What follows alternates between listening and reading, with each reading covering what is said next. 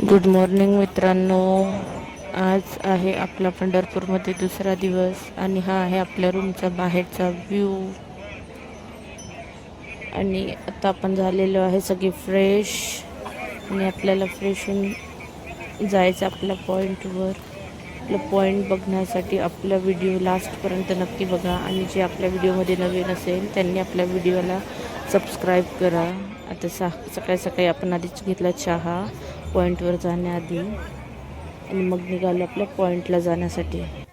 व्हिडिओला लास्टपर्यंत नक्की बघा, कारण भरपूर अशी लोक असणार जी पंढरपूरला माऊलीच्या दर्शनाला येऊ शकले नाही किंवा काही कारणास्तव येऊ शकत नाही.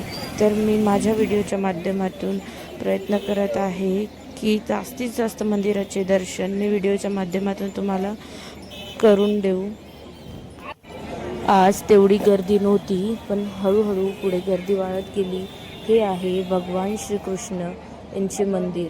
तुम्ही बघू शकता हळूहळू गर्दी वाढत जात आहे आणि काही दिवसांनी ही गर्दी 1 कोटीच्या जवळपास जाणार आहे. मंदिराकडे जात असताना विठ्ठल रुक्माईच्या इतक्या छान मूर्त्या दिसल्यात, तुम्ही बघू शकता.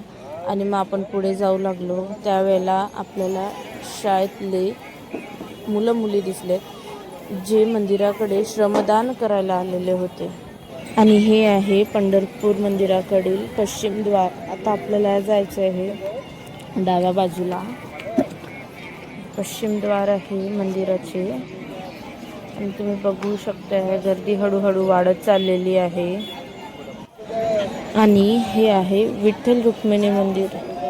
बाहेर तुम्ही विठ्ठल रुक्मिणी मंदिर यांचे दर्शन घेऊ शकता.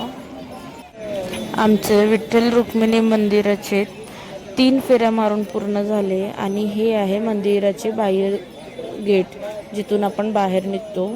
आणि आता आपल्याला जायचे आपल्या पॉईंटवर, जे की दिसत आहे पुढे. तुम्हाला हळूहळू कळणारच आहे आपलं पॉईंट काय आहे. तर चला जाऊया आता आपल्या पॉईंटवर. आणि हे आहे आपलं पॉईंट, म्हणजे की चंद्रभागा नदी. ही आहे चंद्रभागा नदी.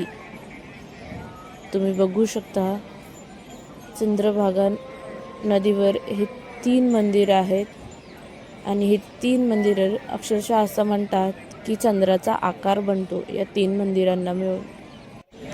पाऊस तेवढा नसल्यामुळे नदीला पाणी भरपूर कमी आहे. आणि तुम्ही बघू शकता क्राऊड पण. हे आहे रुद्राक्ष, जे त्यांनी डायरेक्ट झाडाचे तोडून ठेवलेले आहेत. मुलगी बघा,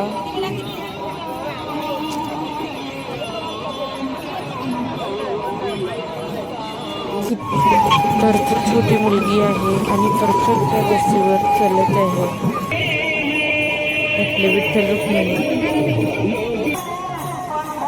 आणि तिथे पालखी जात होती.